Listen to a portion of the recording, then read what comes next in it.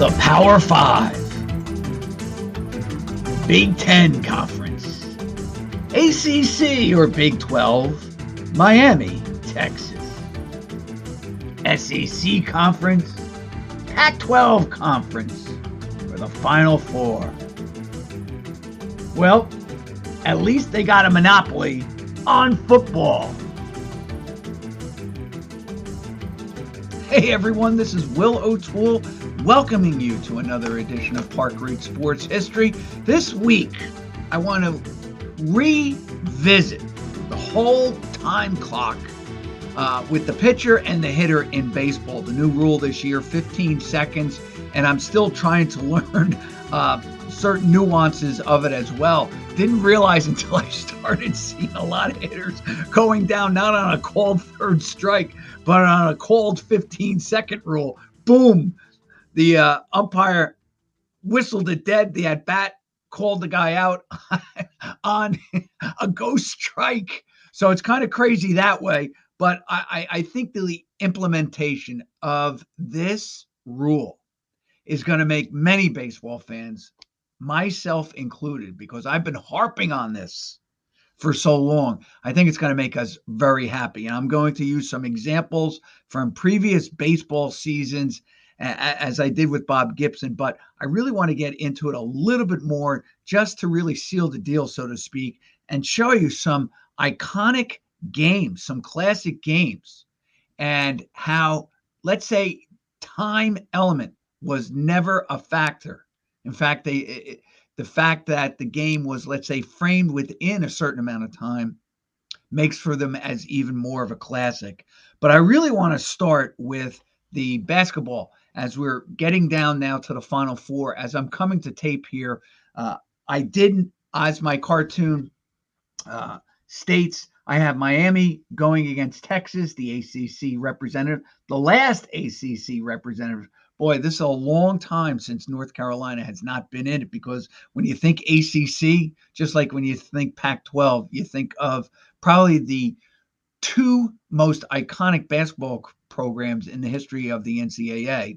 I know a lot of Kansas fans and Duke fans are going to be mad when I say that, but truly, North Carolina and UCLA are not even in the Final Four. Obviously, North Carolina didn't even make the brackets this year. And of course, UCLA in a classic game. One that I really have to wonder, what was Gonzaga thinking? I know they got eliminated last night. They really got a beat down by UConn. Really, it was a close game at halftime, 36-31. And then, man, UConn turned on the pack. When I say the pack, because of the Huskies, they really dominated Gonzaga. And of course, you have Creighton, the last potentially of the Big East teams. You realize that the Big East, and I didn't think they were a dominant force, but they're on the verge. If Creighton can win their game today, they could be two teams in the Final Four. Pretty remarkable when you think about it, because they had probably, of, let's say, the bigger conferences, really the ones that I think, with the exception of maybe UConn, were given the least chance to make the Final Four. Didn't have a number one seed, and yet all the number one seeds, Alabama going down to San Diego State, and of course that's who Creighton's opponent is today, and that should be a classic too.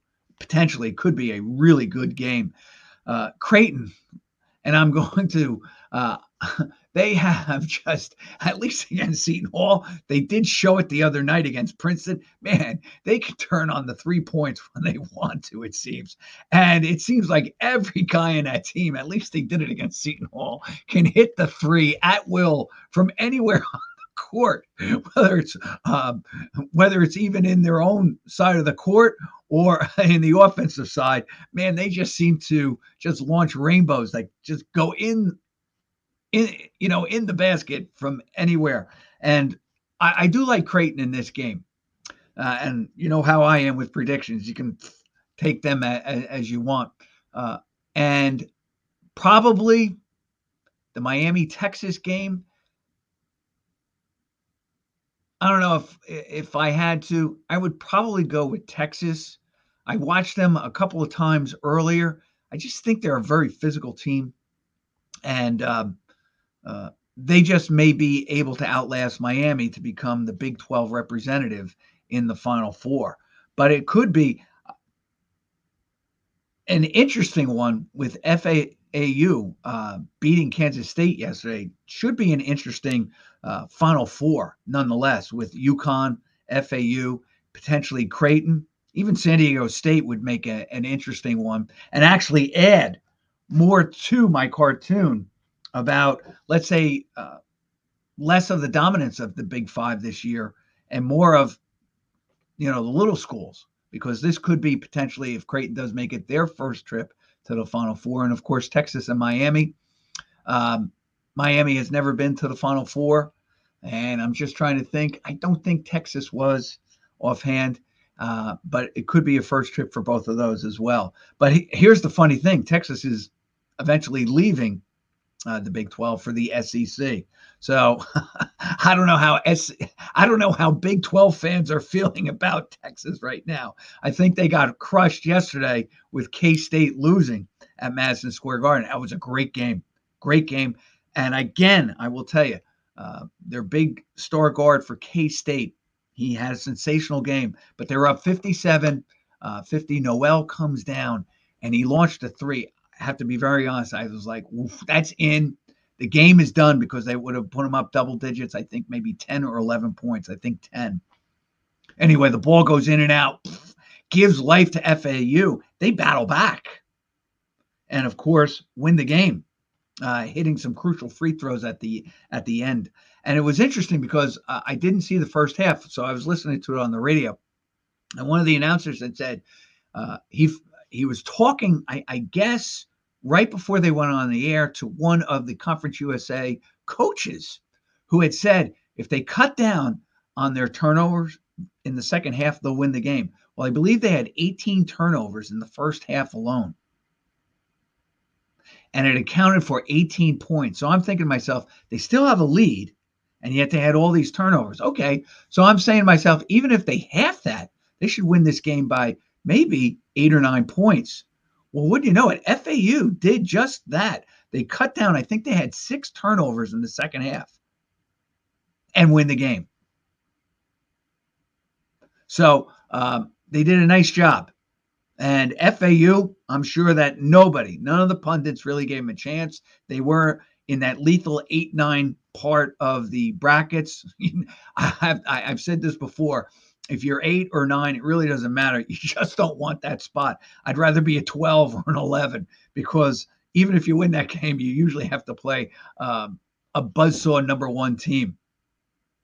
Well, for FAU, they were a 9th seed, and of course they got FDU in the round of 32 and advanced, of course, to the Sweet 16, and then on to the Sweet 8, or the Elite 8, and now on to the Final Four. So kudos to them. Nice team. Very resilient. And they should have some fun in the Final Four. All right.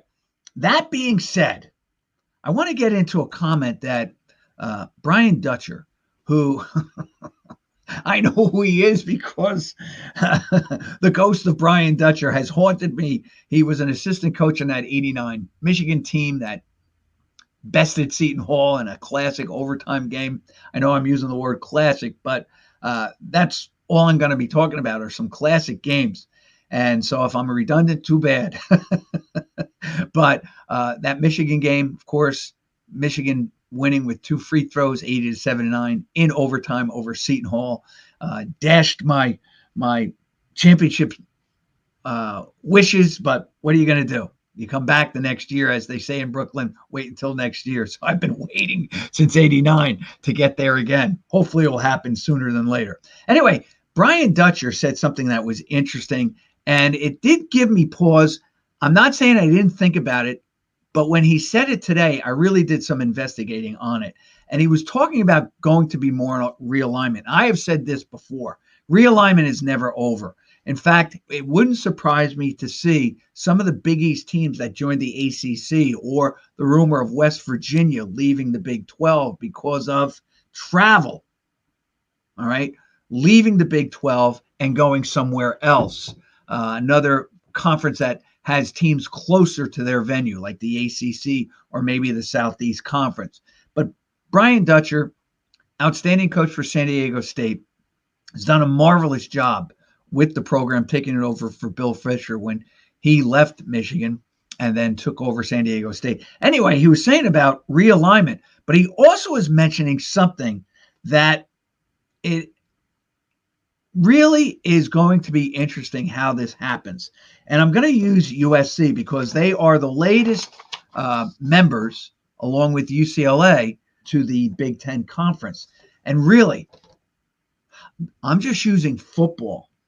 And so I was looking at potentially, and I broke it down to mileage.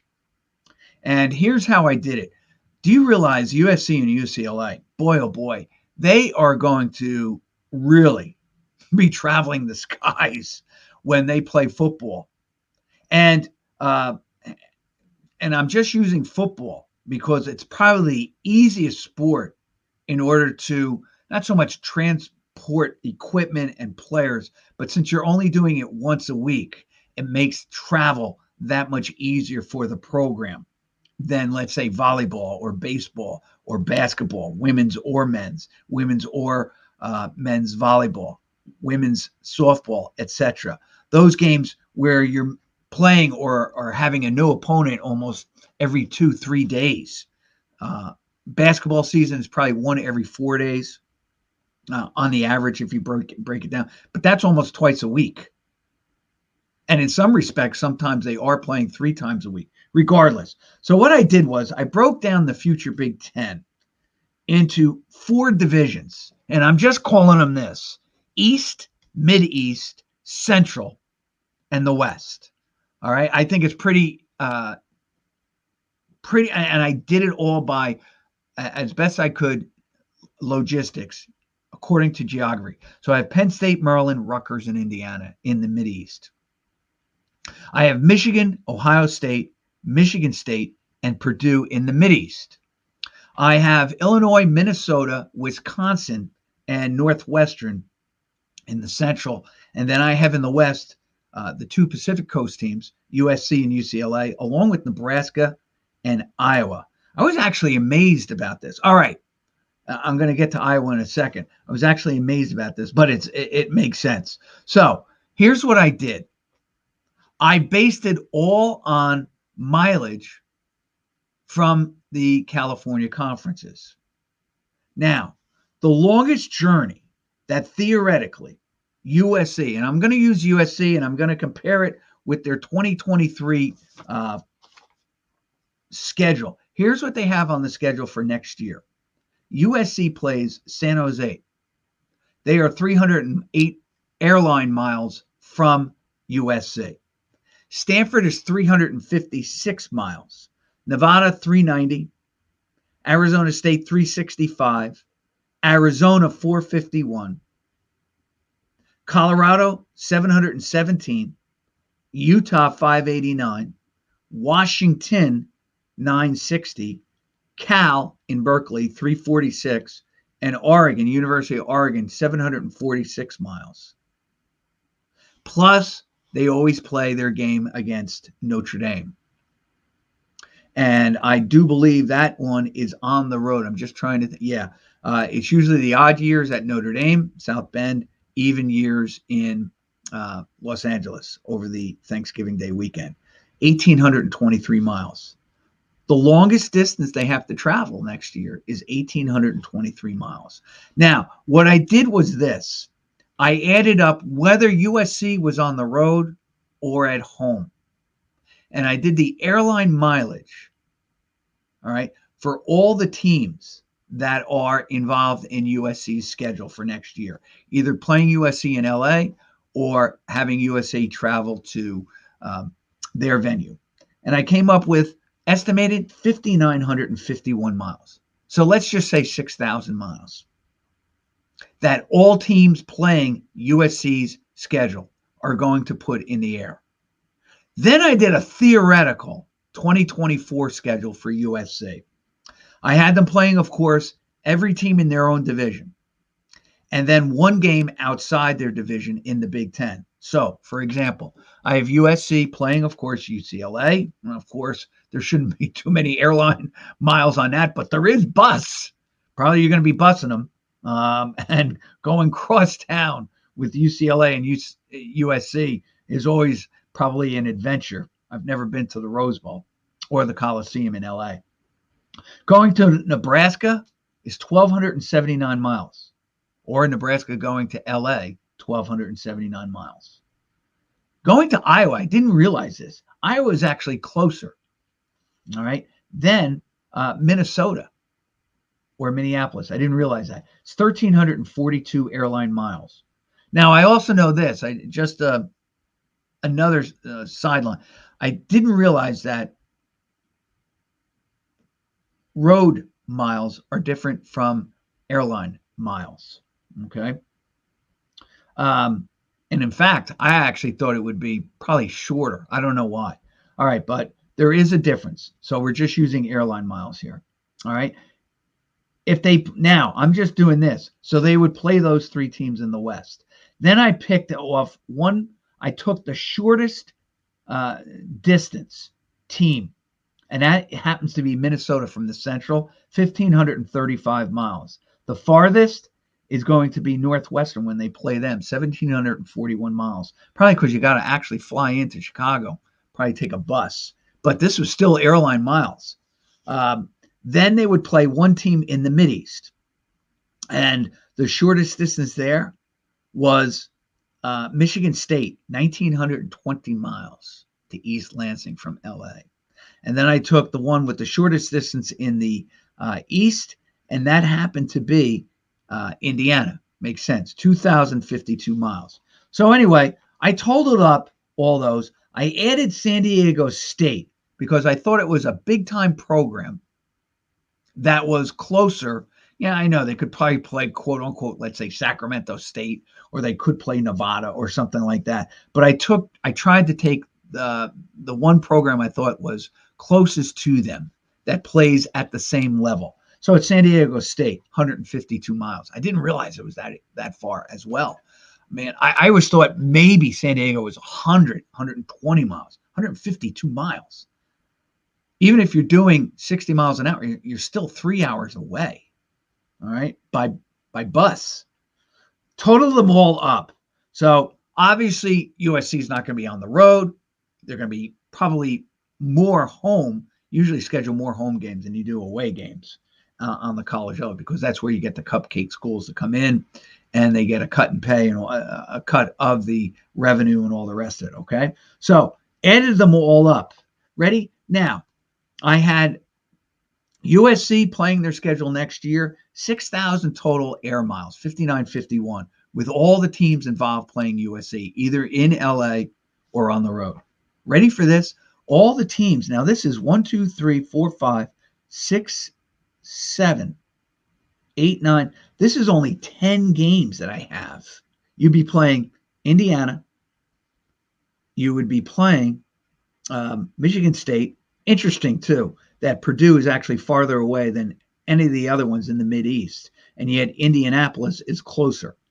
Just interestingly enough, than Purdue. All right, so you have Indiana, you have Purdue, you have Minnesota, Iowa, Nebraska, UCLA, USC, Notre Dame, and San Diego State. So that's 1, 2, 3, 4.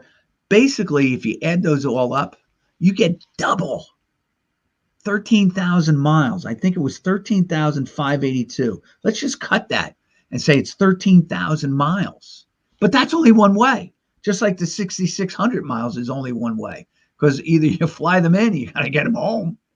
So you fly them in, 13,000 miles involved in air travel. Double that, it's 26,000. Basically, here is the deal. USC and its opponents, when they join the Big 12, even if it's the ones with the shortest mileage between the campuses and stuff, you're still going to put on double travel time not just travel time, but travel miles than if they had remained in their regional conference, the Pac-12. I mean, even when they added on Colorado and Utah, Colorado was the farthest, 700 miles. And actually, Colorado was shorter than Washington, University of Washington up in Seattle. So adding Colorado didn't really affect them. When they originally were the Pac-8, and then they became the Pac-10 with the addition of Arizona and Arizona State. Again, Arizona and Arizona State were actually closer than Washington or Oregon. So they did things expanding, but also being more economical. And yes, the football programs probably, and this was Dutcher's whole point, was that probably the football won't be as effective because you're only doing it once a week. But he definitely said this, look, we are in the South. We had to come cross country to play in this regional tournament, in the semifinals and then the regional finals to get to the Final Four. That's over 2,000 miles. That's a lot of airline distance. Plus, you're going west to east. And they always say that you suffer a little bit from jet lag going west to east. And of course, it's not an hour difference. It's a 3-hour difference. When USC makes this, commitment along with UCLA, and potentially they were saying that Oregon might go as well. But when they finally make this commitment, you're going to be you're going to be going into 3 different time zones and then going home through 3 different time zones. And what happens this? I made a schedule that was, I limited it to miles, but this certainly is a potential schedule. But there are going to be years where you're going to be playing, based on this, where you're going to have to be playing the schools farther away from you than the ones nearest. So it's going to have an impact. And that's why I say this. I don't really think the college and the conference realignment is done. Now, this kind of ruins my whole theory about potentially Gonzaga and maybe St. Mary's, or I said to you before, maybe St. Louis joining the Big East and kind of evening it out to 14 teams and then a 7-7. I still have high hopes for maybe Dayton coming in because they have a great basketball tradition. Because I really don't think the Big East is done expanding as well. They may say it on the surface, but I'm telling you right now, if they could get Gonzaga to commit, can you imagine Gonzaga playing in the Garden or against Seton Hall? National games for the Seton Halls, but also more exposure for Gonzaga here on the East Coast, on East Coast time instead of the Pacific Coast. Now, Gonzaga, they've been foiled again. They had a tremendous season again. I was looking at their schedule. It is amazing what Mark Few has done there, but yet they're still not getting to the promised land. They've gotten close. They've gotten to 2 finals and 2 Final Fours, and he has had a remarkable record. Do you realize that since 2012, Mark Few and Gonzaga have won over 30 games. 1, 2, 3, 4, 5, 6, 7, 8. They've won over 30 games. Let me say that again. 1, 2, 3, 4, 5, 6, 7, 8 times over 30 games. The last time they lost double digits was 2010, 2011. And of course, they lost their 10th game in the NCAA tournament. That has been their most losses, 10, since 2006, 2007. Incredible what they've done. And yet they can't seem to just beat by Baylor a couple of years ago, beat by North Carolina. I was rooting for them, of course. And then I'll tell you, they got. Do you realize they've twice now lost to Connecticut? I do believe way back when.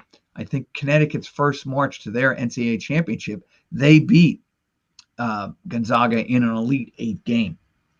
So kind of bitten by the Big East there. in a certain respect, although they've owned Seton Hall twice in tournaments.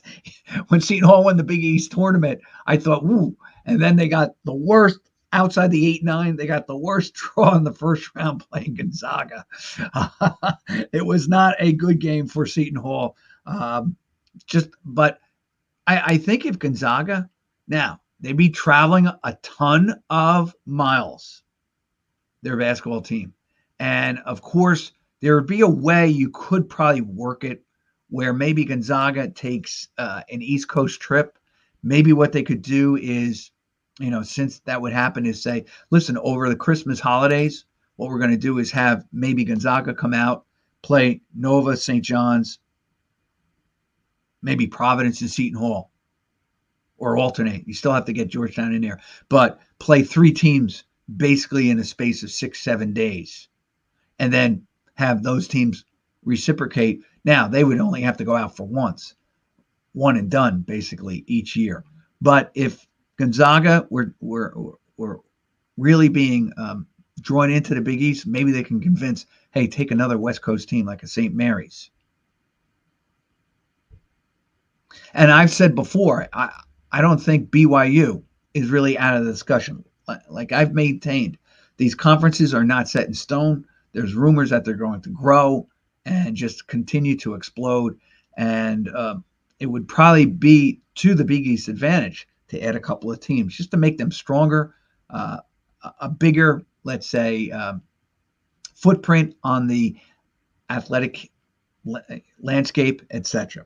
All right. So I'm done with this. Gonzaga, hope you joined the Big East. You're still...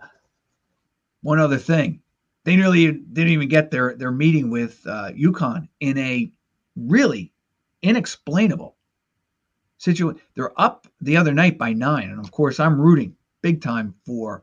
I'm not a huge UCLA fan, as you've heard me before, but they're up like 9 with like a minute and a half to play against UCLA, and I was saying to the TV, because everybody talks to the TV.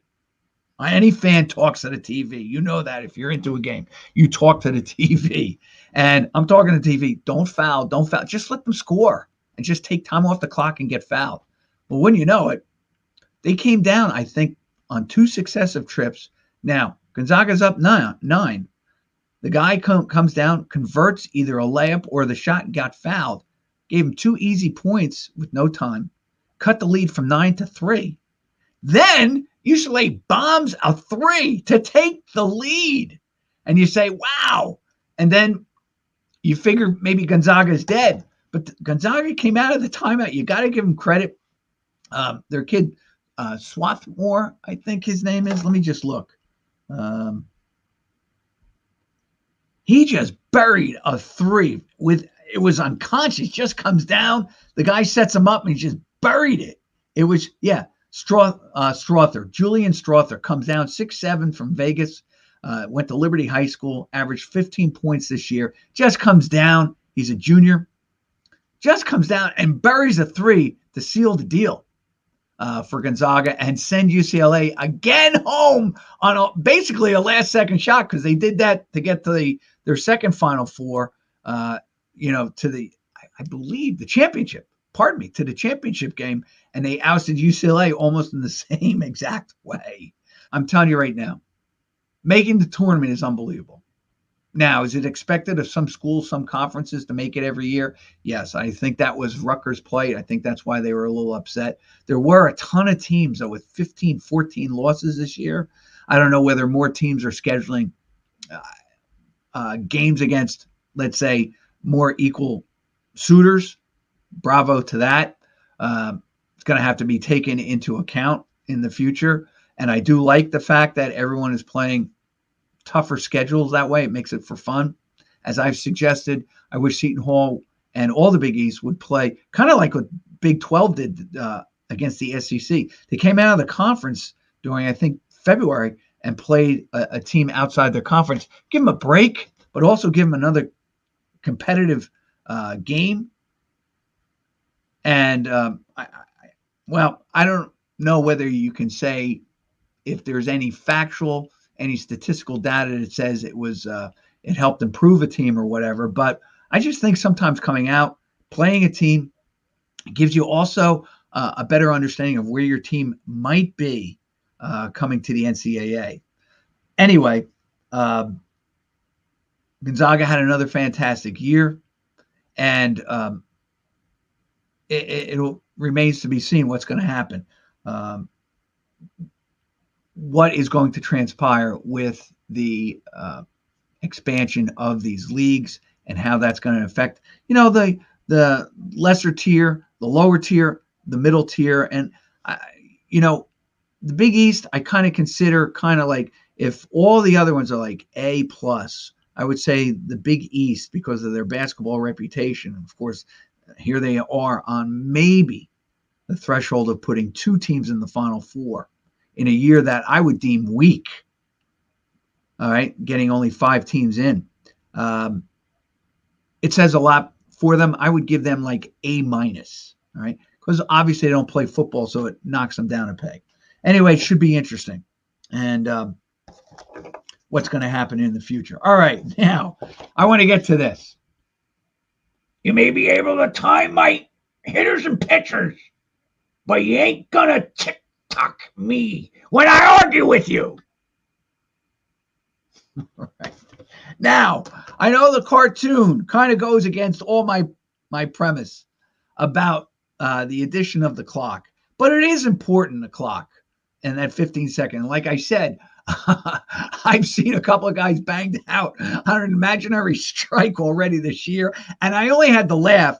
And I really only have to blame the players because they knew that the Major League Baseball was going to implement this uh, new rule to get the players going, to make the game have a little bit more consistency and pace. That's the biggest issue that most fans, especially me, have with the game when you're watching it. And I know, I hear from one of my best friends, you know what? You know when you're watching a baseball game, it's going to be maybe slow moving. You're watching with friends. You get time between pitches to talk and chew the fat. I get all that. But I also don't want a World Series, and they don't care. I know they don't care. But I really, at the end of the year, it's nice to be able to watch a World Series game and go to bed before the rooster is up. And I haven't seen that lately. So I did a little statistical. And you know that I was harping on Bob Gibson. I like to call this the Bob Gibson rule. All right. With the clocks. And of course, I had some fun there. I took a look, and here's going to be our subject because this gave me the idea yesterday. There he is, the professor with probably the most famous pitcher in World Series history, Don Larsen, the author of The Perfect Game, the only perfect game in Major League history in the World Series. And I want to delve into that 56 World Series from two aspects, just the game itself, because I rewatched it yesterday. It's great. You get the Hot Stove League. And one thing about when, let's say, the Yankee Network, they're not showing, let's say, net games or other things. They have it.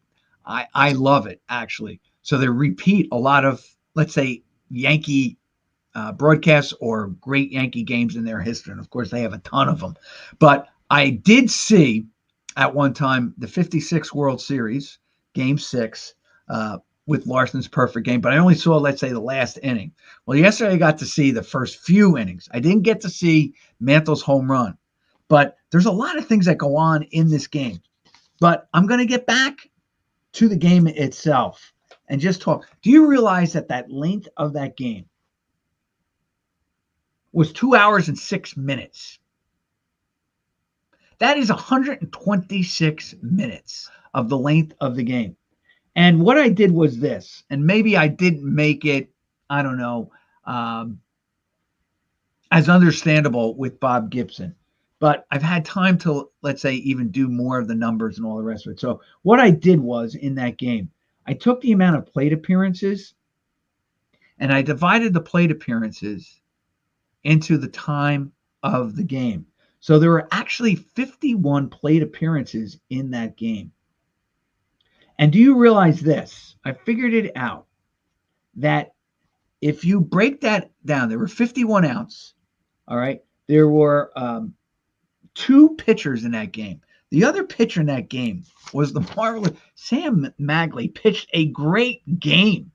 And in fact, here's the thing of beauty. Had Larsen not pitched that perfect game and the Dodgers win, Magley might be hailed in greater Dodger lore than just being called the barber. He pitched a phenomenal game. He gives up the really what turned out to be the game-winning run to Mickey Mantle, a home run. Nothing you can do about that. But he also got Mantle to hit into a weird double play. The Yankees had a runner at third in that game, and this is what you say. Sometimes I have the baseball reference game up here, the 56 World Series on the Baseball Reference website. And the box score tells you a lot. There's no question about it. But seeing what happens in the game also does. And here's what I was doing. I was actually counting the number of seconds between every pitch from each pitcher. Now, I didn't do it the entire game. I did it for maybe a couple of select innings just to give myself. And I plan to go back and probably rip that game apart, pitch by pitch, strike and walk by walk, and, really count the seconds between every pitch. Well, when I was doing it, and it's anecdotal, all right, I didn't have an actual stopwatch and pegging it, but in the couple of innings that I was timing it, no time did either the batter or the pitcher exceed 15 seconds between Yogi catching or Roy Campanella catching the ball, throwing it back to the mound, the batter taking a couple of practice swings in the box, and the pitcher, Magley or Larsen, winding up and throwing the baseball. Now, this is an intense game. I agree. It would never happen today, 2-0. In fact, I am sure that Magley would have been replaced, especially probably in this instant. There was a runner at first and third. I think there were no outs. Mantle's at the plate. All right. They do come out and talk to Magley. Walter Alston comes out and talks to Magley, but he remains in the game. And he gets out of damage. It was only 1-0, I think, at the time. So he actually induces Mantle after he had fouled off a pitch. I think he even worked the count to, let's say, 2-2, maybe even 3-2. Gets Mantle, hit a shot hard enough or fast enough. Hodges, I thought, made a good play, scooped it up. I think he took it on the short hop, steps on first, and throws immediately to home. And Campanella takes the ball. And I think it was Hank Bauer was coming home. I think he even broke on the crack of the bat. So he was coming home. So Hodges probably saw the whole play in front of him. Just speaks volumes about Hodges, his ability to understand the game, just his whole baseball acumen, etc. Steps on the bag, throws a nice throw to Campanella. Now, Campanella has him in a rundown, Bauer, and actually almost threw the ball away. Jackie Robinson makes a great play. Remember, he's playing third base. I even believe this is Robinson's last year with the Dodgers, because I think they have Junior Gilliam playing second. All right, Pee Wee at short, because he turned a double play earlier. Robinson spears the ball. It could have gone into the outfield, could have turned into a wacky play where everybody is questioning what they did. But it was boom, boom. He picked up the ball, speared the ball, threw it back to Campanella, and Campanella nails Bauer at the plate. So you're listening to Vince Scully. That play went 3-2, 5-2 on the play. It's a big play. Kept the Dodgers in the game, kept Magley in the game. All right. And it put even more pressure on Larsen, because not only can he probably is thinking about the perfect game. If you listen to Vince Scully with the broadcast, you can tell he's trying to jinx Larsen a little bit. Yeah, he's giving up no hits. So it's kind of funny. It's great. But Magley stays in the game. And let me get, this is one of my favorite. I could have gotten that traditional picture of Don Larsen with the Yankees. I just love this one with Casey because everything Casey touched was just fun and informational, educational about the game of baseball. And Magley gets out of the inning. The Yankees do go on and get an insurance run. But as I'm counting the number of seconds between pitches, and I'll even tell you this, Robinson, I think, breaks his bat in the next inning. So let's just say it's the top of the fifth. He breaks his bat, goes back, and he's talking to Gil Hodges and all the rest of it. It took that particular pitch, that sequence, I think it was 25 seconds. Robinson came back. I don't think he swung immediately. And then he kind of gets fooled by a Larsen pitch. I think it was off speed. And he kind of just, it looks like he just half swings at the pitch and grounds the ball out to Larsen. He actually made a nice play. Pitcher to the first base. But in that game, nobody exceeds 15 seconds. And on my last thing, so now I'm going to judge this. Probably the most iconic game I was ever witness to, of course, was the 75 World Series Game 6. And that was between the Red Sox and the Reds. Ready for this?